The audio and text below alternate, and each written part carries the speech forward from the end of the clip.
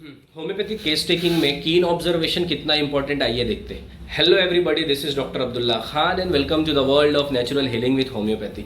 एक 9.5 साल का बच्चा मेरे क्लिनिक में आता है, उसके मदर के साथ में, उसकी मॉम के साथ में आता है। Basically he was a case of allergic rhinitis. उसको जो है कंप्लेंट्स में ऐसा था कि जब वो 5 साल का था, जब से उसको स्नीजिंग और रनिंग नोज और वीकनेस उसको कंटिन्यू था। मतलब since 9 years he was suffering from allergic rhinitis. अच्छा, अब मैंने उसका केस टेकिंग स्टार्ट किया और वो बहुत सारी चीज़ें उसमें पता करने की कोशिश किया। तो मतलब बच्चे से पूछा कि आपको क्या तकलीफ होती है। बोले मुझे बहुत ज़्यादा स्नीजिंग होती है, स्नीजिंग होने के बाद में मेरे को बहुत ज़्यादा वीकनेस आ जाता है, मैं कुछ काम नहीं कर पाता हूँ, और मेरे को बहुत ज़्यादा वीकनेस वगैरह होने लग जाता है।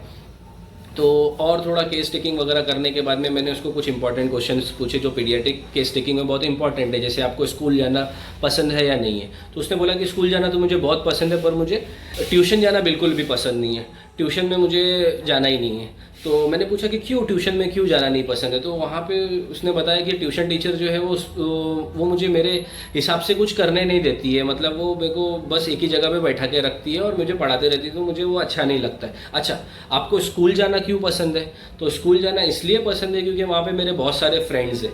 तो उसके मदर ने मुझे इंटरप्ट करके बताया कि ये स्कूल में जाता है और क्या बोलता है कि मैं सबका हीरो बन के रहूँ, मैं सबका बॉस बन के रहूँ, मैं सबका हीरो बन के रहना चाहता हूँ। तो मैंने पूछा कि क्यों, ऐसा क्यों? तो उसने बताया कि मुझे सब अच्छा बोलना चाहिए, मैं हीरो इसलिए बनना चाहता हूँ क्योंकि मुझे सब अच्छा बोले, मुझे सब अप्रिशिएट करे। That was very characteristic point, मैंने उसको नोट कर लिया। फिर और केस टेकिंग वगैरह लेने के बाद में बहुत सारी चीज़ें उसके बारे में समझ में आई। फिर मैंने उसके मदर को पूछा कि ऐसा क्या हो गया कि वो 5 महीने का था जब से इतना छोटे बच्चे को ये स्टार्ट हुआ और अभी तक वो कंटिन्यू चल रहा है। तो उसने बहुत इंटरेस्टिंग बात ये बताई कि जब वो 5 महीने का बच्चा था तभी उसके मदर का उनके इन लॉज से बहुत बड़ा झगड़ा हुआ, और इतना बड़ा झगड़ा हुआ कि उसको पूरी फैमिली लेके कहीं दूसरी जगह शिफ्ट होना पड़ा, इन लॉज से दूर रहना पड़ा। तो बहुत इंपॉर्टेंट पॉइंट था, उसको मैंने नोट कर लिया। तो ये सब जो है पूरी तरीके से इसको ये बहुत सारे रूब्रिक्स वगैरह लेके, elements from love disappointment, answering slowly, business incapacity for rest desire, for flatter desire to be, libertinism, studying difficult, ये सब कुछ सिम्टम लेके और desire for grapes, desire for eyes, ये सब चीज़ उसमें थी।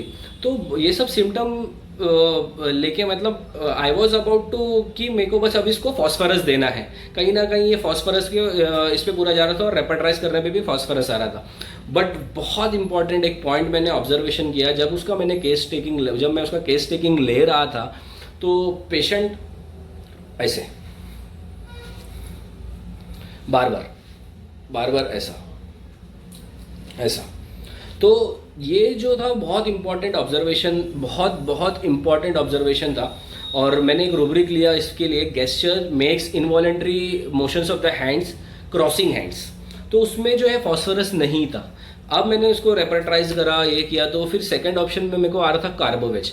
बट जो उसका पूरा थीम था start to end, desire for eyes और दोस्त और ये सब कुछ लेके मैं I was about to give phosphorus. But gestures इतने इंपॉर्टेंट है होम्योपैथी में, मैंने उसको कार्बोवेज दिया 30 पोटेंसी में।